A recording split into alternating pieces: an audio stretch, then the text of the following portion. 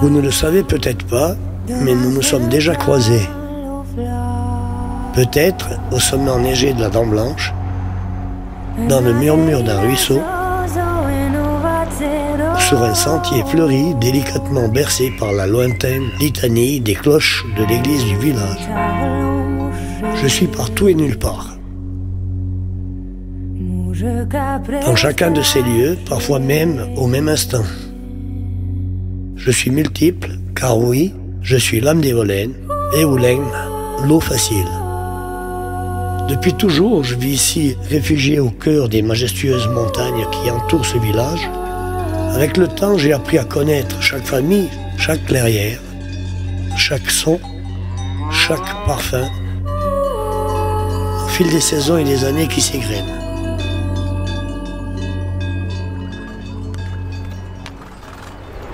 Les premiers souvenirs d'Evolène remontent au XVe siècle, lorsque les hommes robustes et courageux ont entrepris la construction de l'église paroissiale. Je me souviens encore du bruit de leurs outils et de leurs visages marqués par l'effort sous le soleil estival. Ce sont eux, les premiers bâtisseurs, qui ont érigé nos clochers dont le son résonne encore aujourd'hui.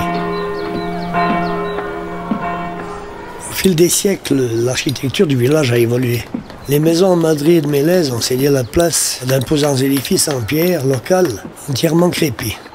C'est à cette époque que les premiers hôtels ont ouvert leurs portes, tels que l'Eulène, aujourd'hui connu sous le nom de l'Hôtel Dent Blanche, et le Grand Hôtel d'Evolène, voisin de l'Ermitage et de l'Éden. Je me souviens surtout de la construction de la route reliant Evolène à la plaine du Rhône, alors que le transport des excursionnistes se faisait encore en calèche. En 1960, M. Jean Mestre, ancien président d'Evolène, a lancé les travaux de la route actuelle, qui a été achevée en 1964. Cette route a changé la destinée de notre paisible village, l'accès facilité aux amoureux de charme authentique de notre village, de notre si belle montagne. Dès la fin du XVIIIe siècle, un nouveau tourisme alpin s'est développé, transformant la vie des Évolénards avec l'émergence de nouveaux métiers artisanaux, la charpente et la maçonnerie pour les hommes, le filage et le tissage pour les dames. Les cafés, épiceries et ateliers ont fleuri en nombre. Avec l'arrivée du chemin de fer à Sion, se fait un nouveau coup d'accélérateur pour le tourisme du Val d'Airain. Attirant de plus en plus de citadins, je me rappelle d'ailleurs du sifflement des trains et de l'afflux massif des randonneurs prêts à conquérir nos montagnes. L'attrait croissant des classes bourgeoises pour l'exploration des sommets a permis à l'hôtellerie de renaître et de connaître son âge d'or entre 1850 et 1914. Les touristes fascinés par la beauté de la nature alpine et la pureté de l'air affluaient d'année en année, faisant d'Evolène une destination prisée pour les épris de liberté, désireux de se reconnecter à la nature.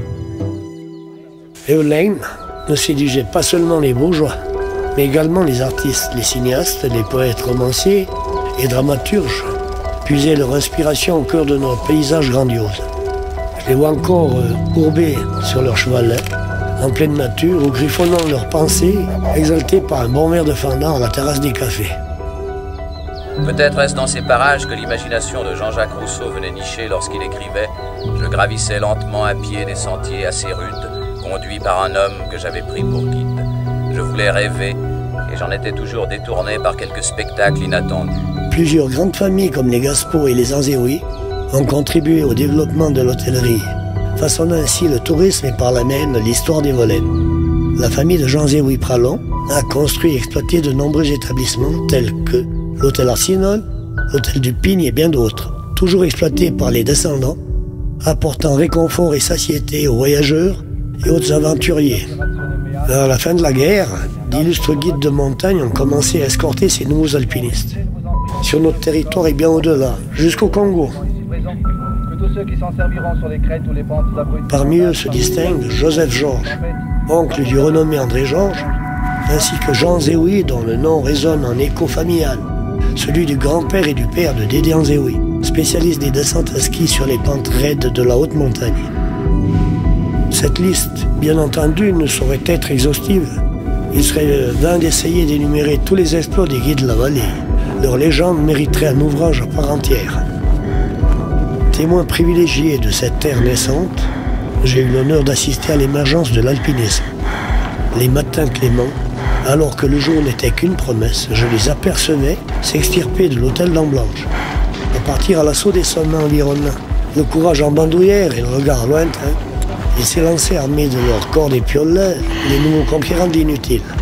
De vrais héros à cette époque-là. Cependant, lors de la construction des barrages de la Grande Isance, de nombreux ouvriers attirés par les salaires plus élevés ont quitté le village.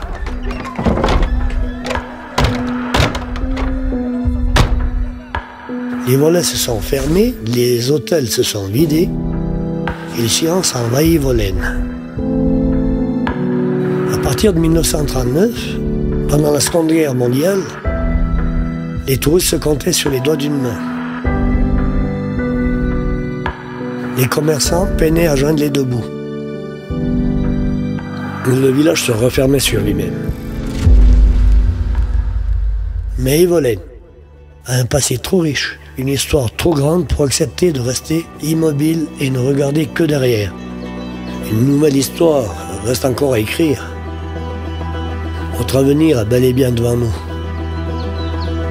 J'entends à nouveau ces bruits familiers, les volets des hôtels qui s'ouvrent. Je vois l'enthousiasme regagner le cœur de ses habitants. Les projets éclore et aboutir comme un printemps radieux après la rudesse de l'hiver.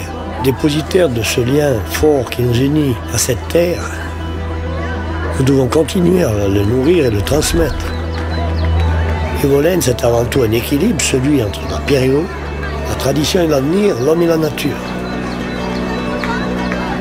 Cette harmonie, nous devons coûte que coûte la nourrir pour que l'avenir de notre petit paradis soit jamais préservé et que je puisse compter aux générations futures la si belle histoire de notre beau village. C'est dans ce contexte que naît le projet du rucher avec et pour les habitants d'Yvolène. Il faut évoluer pour rester soi-même. Évoluène.